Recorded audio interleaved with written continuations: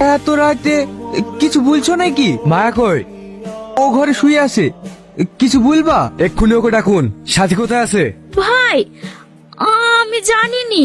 তুই কিন্তু আমাকে ভালো করে চিনিস। আমার রাগ হওয়ার আগে যদি তুই না বলিস তাহলে তো বুঝতে পারছি আমি কি করতে পারি। ও কোথায় গেছে আমি সত্যি জানিনি। সাথী কিছুদিন আগে বলছিল রোহন বলে ওর একটা ছেলেকে খুব ভালো লাগে। আমি এতটুকুই জানি। কোন রোহন? ওই যে মঞ্চের স্টেশনের দোকান আছে, ওইখানে রোহন কাজ করে। সাথী ওকে খুব পছন্দ করে।